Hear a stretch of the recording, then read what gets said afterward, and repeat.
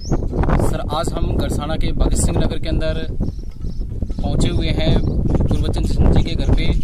यहाँ लगभग 1 साल पूर्व इनके बेटे की जो शारीरिक हालात है वो बहुत ख़राब हो गई थी और चेकअप करवाने के बाद में पता लगा कि बेटे की किडनियाँ जो दोनों 3% से भी कम रह गई है, बिल्कुल पूर्णतः डैमेज हो गई। पूरे परिवार के ऊपर जो सबसे बड़ा बेटा था उसके इस प्रकार से हालात देख करके दुखों का पहाड़ टूट पड़ा इन पर। इन्होंने यहाँ से बीकानेर जाकर के जब चेकअप करवाया तो डॉक्टर साहब ने बताया कि लगातार डायलिसिस करना पड़ेगा और लगभग 20 बार डायलिसिस करवाया गया। तो डॉक्टर साहब ने इनको बताया कि बेटे का जो है बचना पॉसिबल नहीं है। तो परिवार और ज़्यादा डिक्रीज हो गया और लेकिन इस परिवार ने पूरी हिम्मत नहीं हारी। ये इतना बड़ा परिवार है और दिहाड़ी मजदूरी करके अपना पूरा का पूरा परिवार चला रहा है। लेकिन जब इनको ये बेटे के बारे में पता लगा तो ये लोग यहाँ से जैसे तैसे करके जन सहयोग से जयपुर पहुंचे और जयपुर पहुंचने के बाद में पता लगा कि बेटे के हालात और बहुत ज़्यादा खराब हो गई है। तो इन्होंने तुरंत वहाँ पे उपचार शुरू करवाया हॉस्पिटल के अंदर जैसे तैसे करके। और बाद में जब चेकअप करवाया तो कहा कि किडनी बेटे को देनी पड़ेगी। तो किडनी के लिए कोई व्यवस्था नहीं हुई। तो इनके बुजुर्ग पिता है लगभग जिनकी 55 साल उम्र है, उन्होंने अपना हौसला जुटा करके और अपना मेडिकल चेकअप करवाया और अपने किडनी देने के लिए अपने बेटे को तैयार हुए। लेकिन बाद में पता चला कि ये किडनी अपने बेटे को नहीं दे सकते क्योंकि उनको शुगर की प्रॉब्लम थी। तो बहुत भारी परेशानी का उस वक्त सामना करना पड़ा जब पिता को ये पता चला कि मैं होते हुए भी चाह करके भी अपने बेटे को नहीं बचा सकता। तो ऐसी हिम्मत परिवार को उनके छोटे भाई ने बख्शी और उन्होंने अपना चेकअप करवाया। तो भगवान की दुआ से बहुत ही अच्छा रिजल्ट आया कि छोटे भाई ने अपने बड़े भाई को किडनी ट्रांसप्लांट के लिए जो तैयार हुआ, जो चेकअप करवाया उसके अंदर वो सही पाया गया। और कुछ समय के बाद में जो इनका छोटा भाई है राजेंद्र पाल जी का, तेजेंद्र पाल, उन्होंने अपनी किडनी ट्रांसप्लांट करवाई और अपने बड़े भाई की जान बचाई। लेकिन ये बताना चाहूँगा कि ये पूरा जो मामला था इसके अंदर बहुत सारा पैसा इस परिवार से लग चुका था और बहुत जो इनकी माली हालात थी वो बहुत ज़्यादा खराब हो गई थी। और जैसे तैसे करके जो लोग हैं इनके हेल्प के लिए सामने आए, इनकी मदद की और बेटे को जैसे तैसे करके मेडिसिन का प्रबंध करवाया और ये सारा का सारा इलाज उन्होंने करवाया। लेकिन अब स्थिति ये पहुंची, पहले से भी स्थिति बदतर होगी। मेरे पास में गुरबचन सिंह जी का फोन आता है चल करके, वो मुझे ये कहते हैं कि विनोद जी, कोरोना जो भयानक महामारी है उससे पता नहीं हम लोग मरेंगे कि नहीं मरेंगे, लेकिन आज मेरे बेटे का जो हमने ऑपरेशन करवाया था उस लॉकडाउन के चलते हुए आज हमारे पास में मेडिसिन बिल्कुल खत्म हो चुके हैं। कोरोना कब आएगा नहीं आएगा, लेकिन हमारे घर में तो कोरोना आ चुका है। आप ये रोने लग गए और बुरी तरह से रोने लग गए कि हमारे बेटे को या तो हमें परमिशन दिलवाइए वहां जयपुर जाने की, अदरवाइज हमें किसी न किसी तरीके से मेडिसिन का प्रबंध करवाएं, नहीं तो हमारे परिवार में बाकी कुछ नहीं बचा हुआ है। तो मैंने जैसे तैसे करके हिम्मत जुटाई और इन दिनों के दौरान हमारे यहाँ गरसाना के अंदर एक जयपुर से चल करके विजय सिंह जी मीणा यहाँ चल करके आए हुए थे। मैंने ये बात सारी की सारी उनके सामने रखी तो उन्होंने तुरंत मुझे यस कर दिया, बोले कैसे भी हो मेडिसिन इस परिवार तक जरूर पहुंचेगी।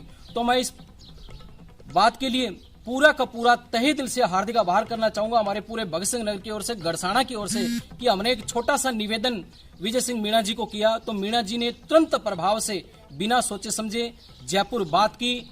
इस लॉकडाउन के चलते जैसे तैसे उन्होंने इस दवाई का प्रबंध करवाया। हम यहाँ जहाँ पहुंचे हुए हैं, यहाँ विजय सिंह जी मीणा भी आप मेरे पास में देख रहे हैं खड़े हुए हैं, ये खुद वहां से मेडिसिन का प्रबंध करवा करके गुरबचन सिंह जी के घर पहुंच करके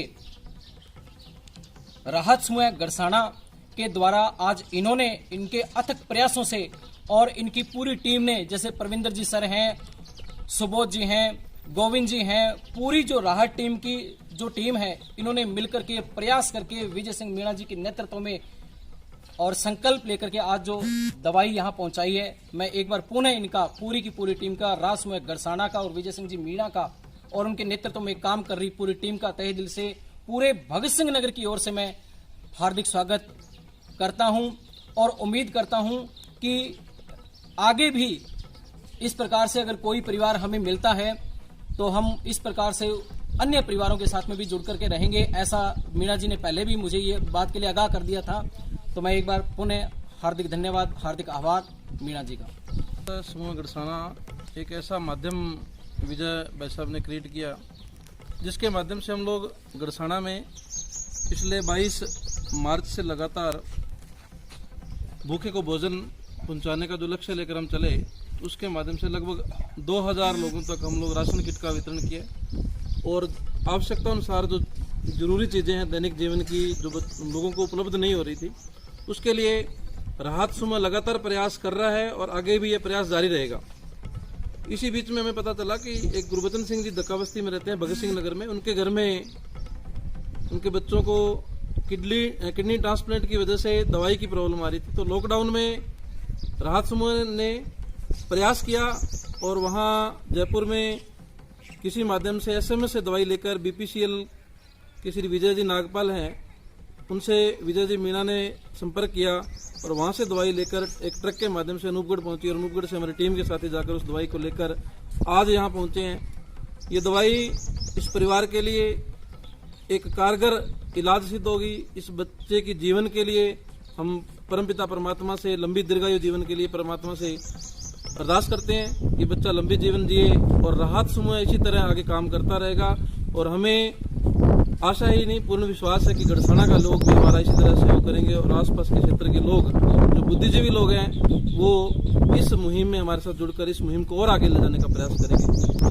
राहत समूह गड़साना की संपूर्ण टीम का मैं बहुत बहुत धन्यवाद आभार प्रकट करता हूँ, जो मेरे साथ कंधे से कंधा मिलाकर लगी हुई है। और आज इसी कड़ी में हमें जब ये पता चला कि इस तरह का एक ज़रूरतमंद परिवार है जिसकी आर्थिक स्थिति अच्छी नहीं है और उसके पास दवाई ख़त्म थी और कल शाम तक की दवाई थी, तो परसों जैसे तैसे हमने व्यवस्था करके किसी न किसी कई लोगों के सहयोग के माध्यम से उस दवाई को इन तक पहुंचाया। और आज मैं बहुत व्याकुल और मेरे पास कोई शब्द नहीं है कि उस परमपिता परमेश्वर ने हमें इस लायक समझा और एक माध्यम बनाकर इन तक पहुंचाया।